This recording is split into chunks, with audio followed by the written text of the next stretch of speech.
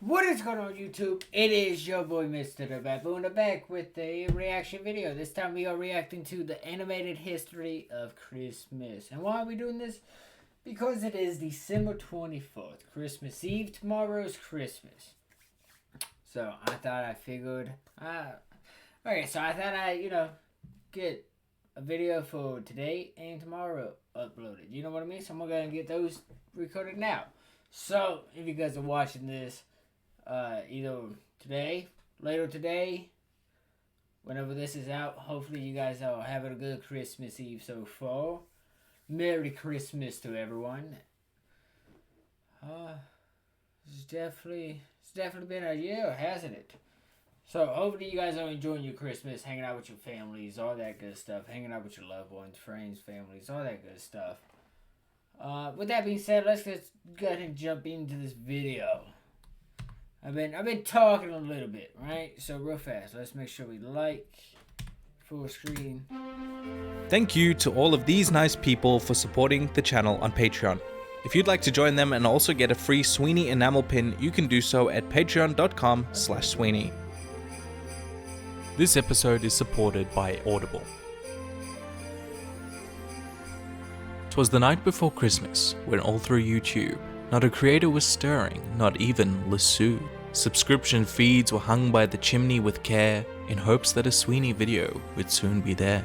KB was nuzzled all snug in his bed, while visions of PragerU tormented his head. Old Shift X in his kerchief and Benji in his cap, Kagito had settled for a long winter's nap.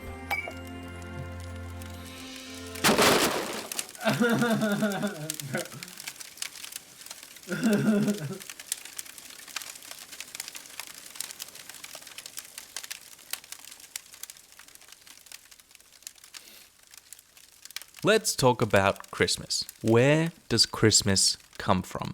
That's obvious, you type in the comments section. Christmas is about le baby Jesus. Case closed.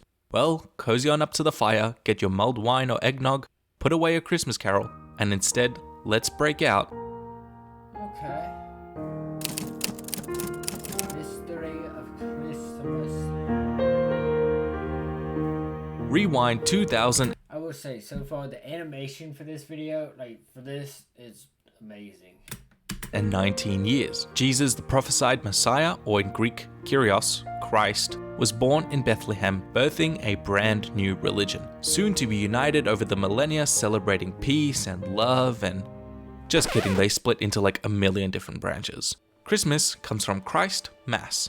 Mass coming from the Latin phrase given at the end of the church ceremony, Ite Misse Est. The first recorded Christmas was in Rome in 336, Ite Misse Est. The first recorded Christmas was in Rome in 336, but in the East they probably celebrated it as well. Religion so often is used as a tool, and the Romans recognized its potential to unify their empire more cohesively. They had centuries of practice by this point after all, incorporating Etruscan, Greek, Celtic and Germanic gods into their own pantheon, copying their neighbor's homework, editing it slightly so the teacher doesn't catch them cheating. But Rome had to do a lot of PR to make the new custom acceptable around the empire, especially when Christianity was made the state religion. It's all in how you sell it. First problem. The Bible doesn't say what time of the year Jesus was born, but we do know it probably wasn't December because it does mention that it was grazing season. December was a Roman idea. Throughout Europe, ancient cultures had developed similar customs and religions based on the seasons. Nature was what all pre-Christian civilizations had in common. Who knows how the universe works after all? But I'll be damned if we don't pray for summer to come back during the winter festival unless anyone else has any better ideas. The same goes for the Romans. The god of agriculture, wealth, harvest and fatherhood, Saturn, was venerated in a large Roman festival during the winter solstice, the height of winter when the days were short, snow covered the land, and the ground was dead.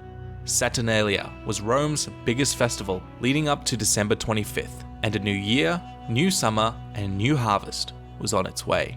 Christmas was moved to December 25th to coincide with and then replace the Saturnalia. Non-Christians did grumble and complain, but when eating, drinking, and partying stayed the same, who cares which god it was honoring, so long as the custom remained, until they encountered problem number 2. Problem number 2. When the heathens of the north became Christians, they brought their own winter festivals with them. By far the biggest was Yuletide, celebrating the wild hunt of Odin to bring forth a new year and good fortune. They drank copious amounts of alcohol during these festivities, like wine and cider, boiled and spiced, served hot to keep them warm during the winter months. And by golly, if that doesn't sound familiar. Yuletide and Saturnalia left their mark all over Christmas like magical pixie dust. A Christmas tree was an evergreen, considered magical because it never lost its leaves in winter. Pagans brought these trees into their homes, a little piece of summer, to remind them of warmer weather, who adorned their trees with candles for light and apples to represent the Garden of Eden. Candles soon gave way to the miracle of electricity, and apples, smelly and rotten, were replaced by shiny glass baubles. What about the wreath on the door? A symbol of the Roman Emperor, of course. Even mistletoe, a symbol of, fertility, was hung on the doors of the Romans during the Saturnalia. Its berries were thought to give off aromas and encourage some, PG-13 fun time. But don't worry kids, nowadays a simple kiss will do. Just make sure you wear your paper crown from your Christmas cracker to mimic true Roman authenticity. These pagan rituals blended with Christian ones over time. The top of the tree was decorated with the Star of Bethlehem, which guided the three magi to the baby Jesus, or the angel Gabriel who appeared to Mary. Pop your presents under the tree, carefully labeled, ready to be opened after dinner on Christmas Eve. Christmas morning is for church, after all. Until, of course, the churches started holding later services on Sunday, allowing the citizens some well-earned rest from the previous day's festivities, and plenty of time to open gifts on Christmas morning instead. Which leads us to problem number 3. Problem number 3.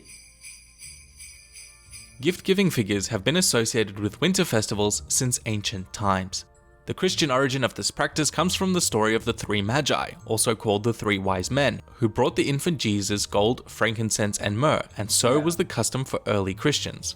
Christendom. Yeah, by the way, real fast, I want to say, some of this stuff I did not know.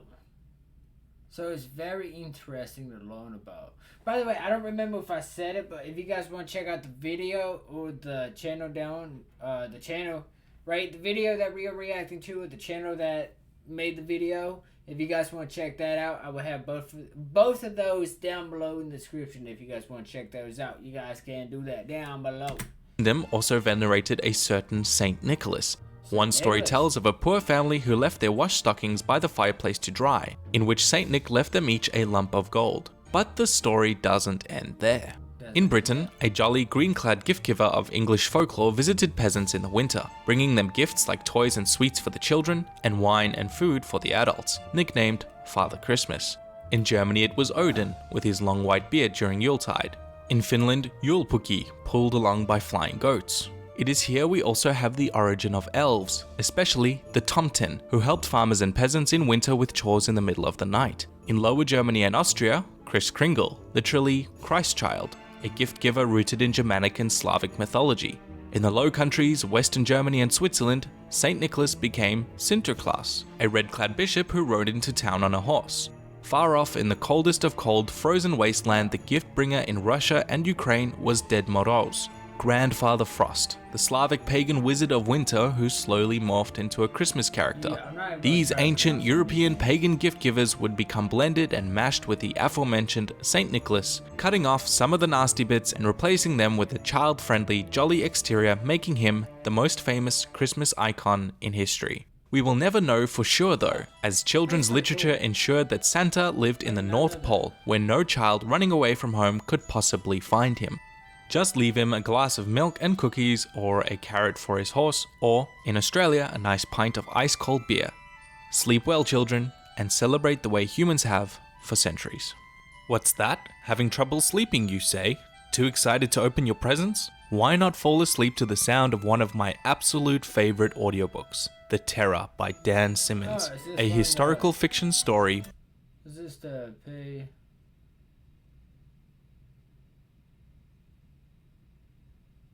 Is there more, or is this it? Okay, I think this is it. Yeah, okay, I think this is it. Yeah. That's it for the video. Well, if you guys want to check out the video or the channel, you guys can find that down below in the description. like I said in the intro in the video, hopefully you guys are having a good Christmas. A good Christmas, hanging out with your family, your friends, all that. You know what I'm saying? Merry Christmas to everyone. Hopefully everyone is safe out there. Stay safe. Watch out for each other. I'll see you guys in the next video. Positivity is key. Motivation is key. Happiness is key. I'll see you guys in the next video. You guys stay safe. I'll see you guys in the next one.